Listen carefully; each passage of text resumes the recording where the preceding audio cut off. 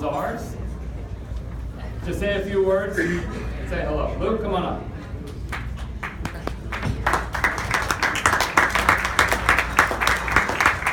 Thank you, and I think we all have to give a big hand to NJBiz. They've done a wonderful job with this event.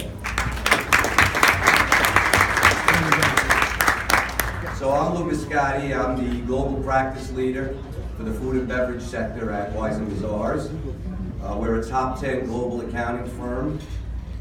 We deal with accounting, tax, and advisory services, and we're passionate about the food and beverage industry. So passionate that they went out and recruited a guy named Biscotti from Brooklyn to run it.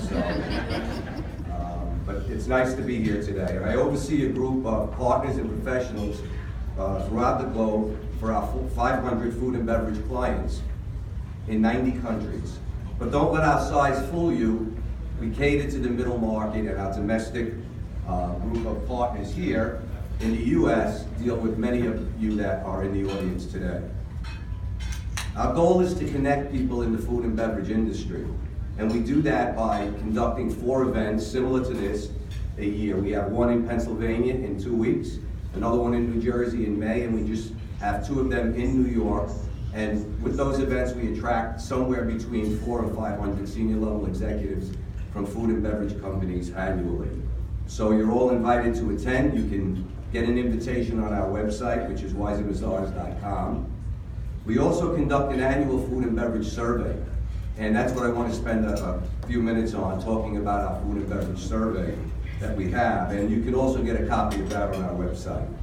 But there's a chart that we have, and these are 3-year trends that we've looked at the last 3 years in the survey. And the one that really jumps out at you is in the middle, not the facilities one, but mergers and acquisitions. And mergers and acquisitions are still red hot.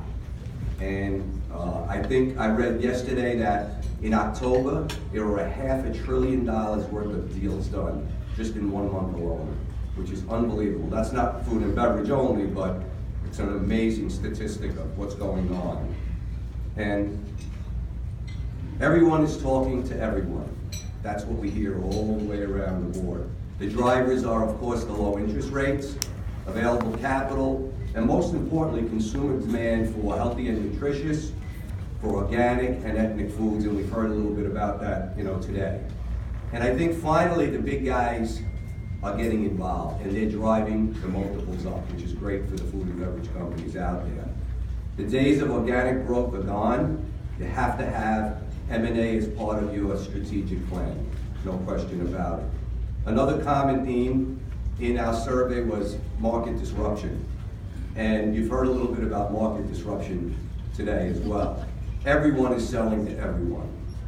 So how do you survive in this marketplace? Well, to our manufacturers, we're telling them that they need to control their gross to net, they need to control their margins, and they need to build their brand. That's one way of insulating yourself.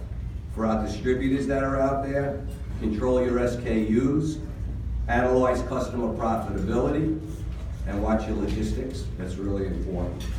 And for the retailers out there, provide a convenient, and I'll emphasize the word convenient, in-store experience, and build very strong private label brands in 3 categories: low price, premium, and organic. And we're seeing that trend really help people out there.